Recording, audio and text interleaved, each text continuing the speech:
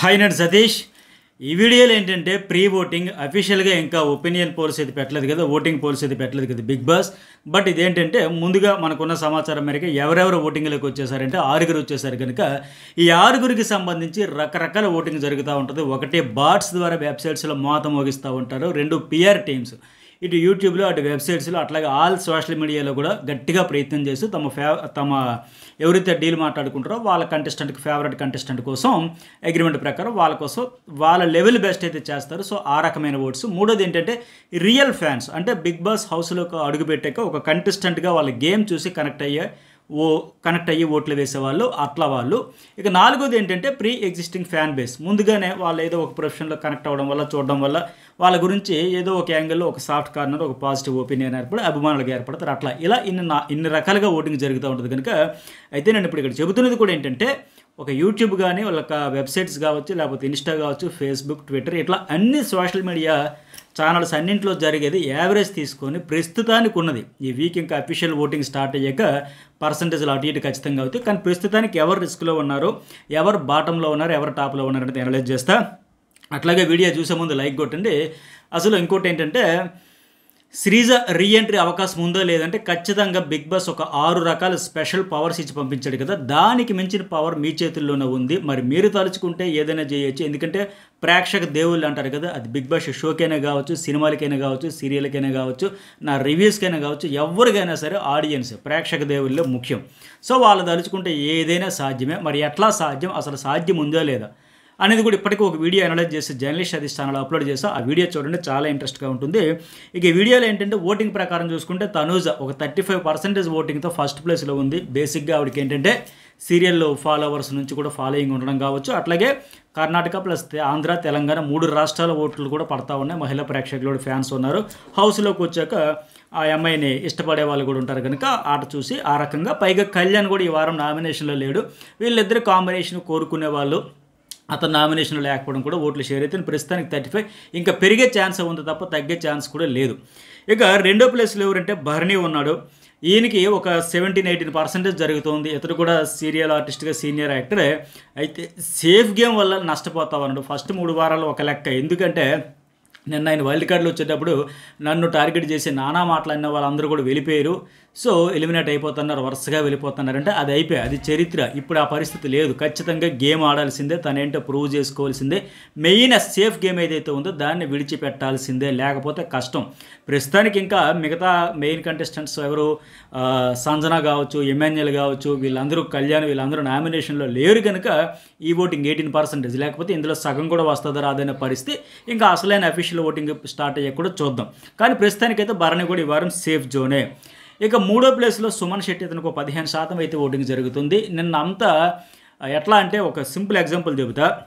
శ్రీజాని ఇతన్ని కంపేర్ చేసి టాస్క్లు ఆడించేటప్పుడు ఫైనల్గా సిల్లీ టాస్క్లు ఆడి పంపించినా సరే వాళ్ళిద్దరిలో ఎవరు ఉండాలి బెలూన్స్ కట్ చేయాలనేటప్పుడు అంతా కూడా అన్ఫెయిర్ డెసిషనే తీసుకున్నారు. సేఫ్టీగా ఇతడుంటే మనకు కంఫర్ట్, ఇతడుంటే ప్లేయర్ కాదు, ఇతడుంటే మనకు కాంపిటేటర్ కాదు, శ్రీజ ఉంటే కాంపిటీషన్ అని చెప్పేసి ఈ సుమన్ శెట్టిని అడ్డం పెట్టుకొని వాళ్ళు వైల్డ్ కార్డ్స్ వచ్చిన వాళ్ళలో 6లో 4 ఏకంగా శ్రీనివాసు, గౌరవ్ తప్ప మిగతా 4 కూడా పక్కాగా సేఫ్ గేమ్ ఆడేశారు. సో వాళ్ళ స్పోర్ట్ స్పిరిట్ ఎక్కడున్నాడు, ఒక స్ట్రాంగ్ ప్లేయర్తో ఒక కంటెస్టెంట్ టఫ్ కంటెస్టెంట్తో గేమ్ ఆడుతూ ముందుకు వెళ్తామంటే చాలా బాగుంటుంది. కానీ సుమన్ శెట్టి లాంటి వీక్ కంటెస్టెంట్ని అడ్డం పెట్టుకుని మనం సర్వైవ్ అయిపోవచ్చు అని. ఎందుకంటే వస్తానే ఆవిడ గట్టిగా 6 కంటెస్టెంట్స్లో 4తో ఆల్మోస్ట్ 4 కాదు 3తో గట్టిగా ఫైట్ అయ్యింది.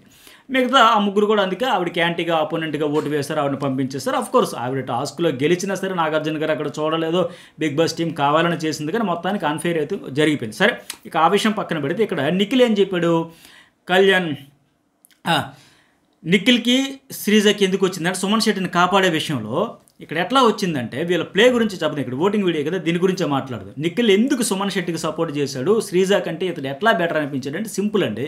ఆ నిఖిల్ వచ్చేటప్పుడు కెప్టెన్సీ బ్యాడ్జ్ ఇచ్చి బిగ్ బాస్ హౌస్లోకి పంపించారు కదా నాగార్జున గారు.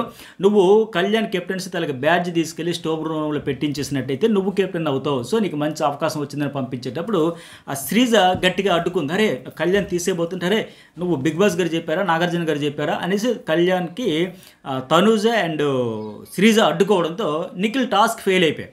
లేకపోతే కళ్యాణ్ టెంప్ట్ అయ్యాడు, తీసి పెట్టేద్దాం అనుకున్నాడు. అలాంటి దశలో ఏంటంటే ఈ అమ్మాయి కేవలం అడ్డుకోవడం వల్ల ఆపేశాడు, అతను టాస్క్ ఫెయిల్ అయిపోయాయి. సో అతనికి ఆ క్యారింగ్ ఉంది, ఈ అమ్మాయి ప్రతి దాంట్లో వేలు పెడుతుంది, నోరు పెడుతుంది, ఖచ్చితంగా గట్టిగా టఫ్ కాంపిటీటర్ అవుతుంది, నా గేమ్కి అడ్డం పడుతుంది అని లెక్క. సో అందుకోసం అని చెప్పేసి ఆ బలూన్ టాస్క్లో చాలా సెన్సిటివ్గా ఉంది, ఫెయిల్యూర్స్ యాక్సెప్ట్ చేయట్లేదు అని చెప్పి ఇతడు వీక్ పాయింట్ అనిపించి ఆ మనసులో అది పెట్టుకొని ఇప్పుడు టఫ్ ప్లేయర్ కనుక తప్పించి సుమన్ శెట్టికి సపోర్ట్ చేశాడు. సుమన్ స్ట్రాంగ్ ప్లేయర్ని కాదు. అలాగే ఇక్కడ ఏం చెప్పాడు, సరే అప్పుడు చెప్పాడు కదా, ఇప్పుడు లైవ్లో నామినేషన్లు అయ్యేటప్పుడు కూడా ఆయన ఫస్ట్ బాల్ తీసి తనూజ్కి ఇస్తే తనూజ్ ఏమో సుమన్ శెట్టి రాము రాథోడ్ని పెట్టిన తర్వాత ఫైనల్గా అతను రాము రాథోడ్నే సేవ్ చేసి సుమన్ను నామినేట్ చేశారు. ఒక్క రోజులో చూసారా, నిన్న శ్రీజ వర్సెస్ సుమన్ ఉండేటప్పుడు సుమన్ ఏమో సేవ్ చేసి ఈరోజు రాము వర్సెస్ సుమన్ ఉండేటప్పుడు సుమనే నామినేషన్ అవ్వాలని పెట్టాడు. ఏం రీజన్ చెప్పాడంటే, నేను వచ్చి 2 days అయ్యింది, ఈ 2 daysలో నువ్వు ఇంకా యాక్టివ్ అవ్వాలని చెప్పాను కానీ అవ్వట్లేదు, అందువల్ల నామినేషన్ చేశాడంట. అర్థం ఉండక్కర్లా. 35 days నుంచి లేని సుమన్ శెట్టి అలాగే డల్గా యాక్టివ్ లేకుండానే ఉన్నాడు. కానీ ఒక్కసారికి ఇతను వచ్చి చెప్పగానే ఈ 2 daysలో ఫుల్ హైపర్ అయిపోయి యాక్టివ్ అయిపోయి ఊపేస్తాడా హౌస్ని, ఆడియన్స్ని, హౌస్ మేట్స్ని అందరినీ షేక్ చేసి ఊపేస్తాడా? ఎందుకంటే ఇవి సేఫ్ గేమ్, అతను ఉంటే మనకు పోటీ కాదని ఉద్దేశంతో క్లారిటీ వచ్చింది కదా ఇక్కడే వాళ్ళు ఎంత సేఫ్గా ఆడుకుంటూ వచ్చారనేది. అలాగే ఇంకోటి ఏంటి, మాధురి విషయంలో కూడా శ్రీజ పేరు అడిగేటప్పుడు మాధురి అంటే తెలుసుకోవక్కర్లా, నేను చెప్పాల్సిన పనిలో తెలుసుకోండి అని చాలా ఓవర్ యాటిట్యూడ్ చూపించింది. అందులో తప్పేముంది మాధురి అంటే. సో అది మనసులో పెట్టుకుని వచ్చి ఆవిడేంటి, శ్రీజ అన్ని విషయాలు ఇంటర్ఫీర్ అవుతుంది, ప్రతి దాంట్లో తన మాటే ముందు ఉండాలనుకుంటుంది, దూరిపోతుంది, అందరు గేమ్ ఆడేస్తుంది ఆవిడే. ఆవిడకి నోరు ఎక్కువ, చాలా ఎక్కువ మాట్లాడితే ఈవిడ చెప్పేసింది మాధురి. బట్ ఈరోజు ఏం చేసింది, ఈవిడ కావాలని గొడవ ఆడాలని ఉందని చెప్పి మార్నింగ్ చూసాక దివ్య అండ్ కళ్యాణ్ వాళ్ళతో గొడవ పెట్టుకుంది. మరి ఆవిడ చెప్పింది అంటే శ్రీజ విషయంలో ఈవిడ స్వయంగా చేసింది ఏంటి, కావాలనే గొడవపడి రచ్చ చేసి మళ్ళీ లాస్ట్లో ఏడు చేస్తూ ఉంటే ఎట్లా, మళ్ళీ ఏమో సుమన్ శెట్టితో పోల్చుకుంటే ఆవిడ ఏదో గయ్యాలి అన్నట్టు చెప్పింది. మరి ఈవిడే కదా పెద్ద గయ్యాలి గిరుసు కనపడింది హౌస్లో వాంటెడ్లు చేసి. అట్లాగే పికిల్స్ రమ్య కూడా ఓవర్ యాక్షన్ పచ్చడి ఇచ్చినందుకు రమ్య వర్సెస్ శ్రీజ అయ్యింది. సో గట్టిగా కాంపిటీషన్ వస్తుంది, టఫ్ ఫైట్ వేస్తుంది కాంపిటీటర్ కనుక. ఆ అమ్మాయి కూడా సుమన్ చాలా సాఫ్ట్గా మెత్తగా సున్నితంగా మాట్లాడుతున్నా లెక్క ఆ అమ్మాయి చెప్పింది. సో శ్రీజతో అందరికీ గొడవ అయిన వాళ్ళందరూ కలిపి అక్కడ టార్గెట్ చేసి పంపించేశారు. సుమన్ శెట్టి తోపు ప్లేయర్ అని కాదు, ఆయేష కూడా ఏంటి సుమన్ గారిలో చాలా పొటెన్షియల్ ఉందని చెప్పుకొచ్చింది, ఆయనతో ఆడాలో ఉందని చెప్పుకొచ్చింది. తీరా చూస్తే అంత ఆట లేదు పాడు లేదు, ఆ విషయం ఆవిడికి తెలుసు. కాబట్టి సేఫ్ కావాలి వాళ్ళకి, ఆయన ఉంటే మనకి సాఫీకి సాగిపోద్ది బండి, పాయింట్లు ఉండవు, లాజిక్లు ఉండవు అని లెక్క. సో ఇలా చెప్పారు. ఇప్పుడు చూశారు కదా ఇక్కడ సుమన్ శెట్టి అయితే ఓటింగ్ పరంగా తక్కువలోనే 14-15% ఇట్లా ఉన్నాడు. మొత్తానికి నిఖిల్ నిన్నటికి ఇవాళకి అలా స్టాండ్ మారిపోయాయి. ఇతన్ని కాపాడేటప్పుడు ఇదంతా ఎందుకంటే మళ్ళీ నేను చెప్పాను, ఇతన్ని శ్రీజ విషయంలో ఎందుకు కాపాడారో, నిజంగా అంత టాప్ ప్లేయర్ అంటే ఖచ్చితంగా వేరే లెవెల్లో ఉండదు కదా గేము. అయితే నెగిటివిటీ లేకపోయినా అసలు ఒక ఒపీనియన్ అంటూ కూడా ఫామ్ కావాలనే స్థితిలో ఆయన గేమ్ అయితే కొనసాగుతూ ఉంది. సో ఇలాంటి ప్లేయర్ నేను ఎటు అన్ఫెయిర్ డెసిషన్ తీసుకుని పంపించేసేటప్పుడు కంటెంట్ లేక, ఓట్లు లేక, ఆడియన్స్ పెద్దగా కనెక్ట్ అయిపోతుంది. నాకైతే అర్థం కావట్లేదు ఎట్లా కనెక్ట్ అయిపోతుంది. ఎక్కడో ఒక దగ్గర బర్స్ట్ అవ్వడమో, ఓపెన్ అవ్వడమో, ఎమోషన్ అవ్వడమో, ఫిజికల్ టాస్కుల్లో ఇచ్చి పడేసాడు బాయ్ అనిపించింది. ఏదో ఒకటి ఉండాలి కదా. వారం అంతా ఒకటి వీకెండ్లో మాట్లాడుతాడు, 2 నామినేషన్లో 2 మాట్లాడుతాడు, ఈ 2 తప్ప పలికే ఉండదు. సో అలాంటప్పుడు అలాంటి కంటెస్టెంట్స్ని పంపించేసిన ఆడియన్స్ కూడా సాటిస్ఫై అయ్యేవారు, అంత ఫీల్ అయ్యేవారు కాదు. ఇప్పుడు Sreeja unfair elimination, justice for Sreeja, stand for Sreeja ఇట్లా ఎందుకు వస్తూ ఉంది, ఇందుకోసమే. సో అలాంటప్పుడు తీసుకున్నది అన్ఫెయిర్ అయినప్పుడు ఇలాంటి వాళ్ళకి పంపిన సాటిస్ఫాక్షన్, ఇలా మా ఓట్లకి విలువిచ్చారు. ఇప్పుడు ఏమంటారు ఆడియన్స్, ఓట్లు వేసి ఏం ఉపయోగం, మేము వెయ్యమని కూడా హట్ అవుతారు కదా.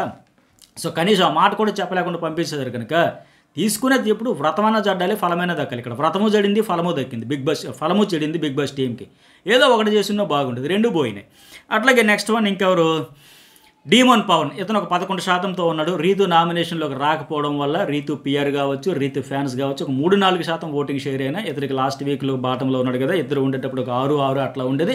ఇప్పుడు ఒక్క అమ్మాయి రాకపోవడం వల్ల, ఇతను ఒక్కడే ఉండడం వల్ల ఒక 11% ఓటింగ్ అయితే జరుగుతూ ఉంది. ఇతను ఈ వారానికి ప్రస్తుతానికి రిస్క్ జోన్లో ఉన్నాడు. తనూజ, భరణి, ఇంకెవరు తనూజ, భరణి, సుమన్ మాత్రం ప్రస్తుతానికి ప్రీ ఓటింగ్లో సేఫ్ జోన్లో ఉన్న డీమోను, దివ్య, రాము రాథోడ్ వీళ్ళ ముగ్గురు రిస్క్ జోన్లో ఉన్నారు. దివ్య 5వ ప్లేస్లో 10% ఓటింగ్. ఆ హౌస్లో నో ఫ్రెండ్స్, ఆడియన్స్ ఓట్లు కూడా నో షేరింగ్. భరణితో కావాలని ఇప్పుడు బాండ్ మెయింటైన్ చేస్తుంది. నిన్న రమ్య చెప్పినట్టుగా నువ్వు 1 to 13 పెట్టేటప్పుడు టాప్ 5కి పాజిటివ్గా ఉంది కనుక వాళ్ళతోనే ఫ్రెండ్షిప్ కావాలని కంటిన్యూ చేస్తాను, మిగతా బాటంలో ఉండే వాళ్ళతో కావాలని అవాయిడ్ చేసి కావాలని వాళ్ళని టార్గెట్ చేస్తాను అని చెప్పినట్టుగా అది ఆడియన్స్ కూడా కొంతమంది అట్లా ఫీల్ అవుతారు. ఇప్పుడు కావాలనే కదా భరణితో బాండ్ మెయింటైన్ చేస్తుంది, మిగతా వాళ్ళందరితో ఈవిడ హౌస్లోకి వెళ్ళేటప్పుడు అతనితో బాగుంది గేము, అంతకుముందు కామనర్స్ టార్గెట్ చేశారు, అతనికి సింపతి ఉందని కావాలని పెట్టుకుందని ఫీలింగ్ వచ్చింది, కొద్దిగా వచ్చింది. అయితే ఇండివిజువల్గా ఆడుకుంటే దివ్య ఖచ్చితంగా స్ట్రాంగ్ ప్లేయర్ అవుతుంది, నో డౌట్. ఇప్పుడు వాస్తవానికి ఏంటి, నిన్న ఫీడ్బ్యాక్ వచ్చిన తర్వాత ఆయన కూడా రిలీజ్ అయ్యి బాండ్స్ కట్ చేసుకుందాం, దూరం పెడదామని ఆయన ట్రై చేస్తున్నా, మళ్ళీ ఈ అమ్మాయి ఏడ్ చేసి నన్ను కావాలని దూరం పెడతాను, ఐ కాంటాక్ట్ ఇవ్వట్లేదు, నాతో మాట్లాడట్లేదు, నన్ను అవాయిడ్ చేస్తానని ఆ అమ్మాయి ఏడుతుంది. సో దీనివల్ల ఇద్దరికీ నష్టమే. ఆవిడ కోరుకున్నది అదే కదా, బాండ్ చూద్దని. ఇప్పుడు ఆయన కోరుకున్నది అదే కదా. సో ఇద్దరు ఎవరి గేమ్ వాళ్ళు ఆడుకుంటే బాగుంటుంది. ఈ వీక్ అంతా మంచి ఛాన్స్ ఉంది, చూద్దాం మరి ఆట బాగా మెరుగుపరుచుకుంటుందో చెడగొట్టుకుంటుందో. ఇక ఫైనల్గా రాము రాథోడ్ చూశారు కదా, గత వారం ఒకసారి చూస్తే 60% రికార్డులు బ్రేక్ చేసి ఈ సీజన్లో అత్యంత ఓటింగ్ వచ్చింది. అదంతా అతడిది కాదు, మిగతా వాళ్ళందరూ నామినేషన్లో లేకపోవడం వల్ల వచ్చింది. ఇతడు సోలోగా అయితే ఒక 10%, 8% ఎట్లా ఉంటుందనం కదా, ఇప్పుడు అదే జరుగుతుంది. 10%తో ప్రస్తుతానికి బాటంలో ఉన్నాడు. సో ఈ వారం డేంజర్ జోన్లో ఎవరంటే రాము రాథోడ్, దివ్య అండ్ డీమన్ పవన్ ఉన్నారు. ఇంకా అసలైన ఓటింగ్ జరిగాక ఇంకా అనేక రకాలకి ఇక్కడ కెప్టెన్సీ టాస్క్లు, నామినేషన్లు, పాయింట్లు ఇవన్నీ కూడా ప్రభావం చూపుతాయి కనుక మరి చూద్దాం ఫైనల్గా ఎవరు ఉంటారు, ఎవరు వెళ్తారు అనేది. మరి మీకేమనిపించింది ఖచ్చితంగా మెసేజ్ పెట్టండి, లైక్ చేయండి. Journalist Satish and news ball 2 subscribe చేసుకోండి. నామినేషన్ల అప్డేట్స్ కావచ్చు, కెప్టెన్సీ టాస్క్ అప్డేట్స్ కావచ్చు, హౌస్లో గొడవలు కావచ్చు, ఏదైనా సరే పర్ఫెక్ట్ 100% ఇన్ఫర్మేషన్ ఫస్ట్ మన ఛానల్ నుంచి genuine reviews and analysis updates అన్నీ వస్తాయి. సో ఫస్ట్ టైం చూసే వాళ్ళు ఖచ్చితంగా journalist Satish and news ball 2 channels కూడా సబ్స్క్రైబ్ చేసుకోండి. లైక్ చేయడం, మెసేజ్ మీ ఒపీనియన్ కూడా ఈ 6గురిలో ఎవరు హౌస్లో ఉండాలి, ఎవరు వెళ్ళిపోవాలని కోరుకుంటున్నారో కూడా మెసేజ్ పెట్టండి. అట్లాగే అంటే మీరు ఏం ఫీల్ అవుతున్నారు హౌస్ మేట్స్ గురించి. ఇప్పుడు వైల్డ్ కార్డ్స్ వచ్చారు, నేను చెప్పిన పాయింట్స్లో సుమన్ వర్సెస్ శ్రీజలో అవన్నీ క్యారీ చేసి అక్కడ అమ్మాయికి చెప్పారు, అది నా ఒపీనియన్. మరి మీకేమనిపించింది, మీ ఒపీనియన్ ఏంటనేది కూడా ఖచ్చితంగా మెసేజ్ పెట్టండి. అట్లాగే శ్రీజ వచ్చేదానికి ఎంతవరకు అవకాశం ఉంది, ఎందుకంటే స్పెషల్ పవర్స్ ఆరిచ్చాడు, అంతకు మించిన పవర్ మీ చేతిలో ఉందని అది చెప్పే కదా. అట్లాగే అసలు పాసిబిలిటీ ఉందా ఇంకొక రీఎంట్రీకి కానీ ఇంకొక వైల్డ్ కార్డుకి కానీ, ప్రస్తుతానికి హౌస్లో ఎంతమంది ఉన్నా ఆ లాజిక్లు అన్నీ కలిపి ఇప్పటికే జర్నలిస్ట్ సతీష్లోనే ఒక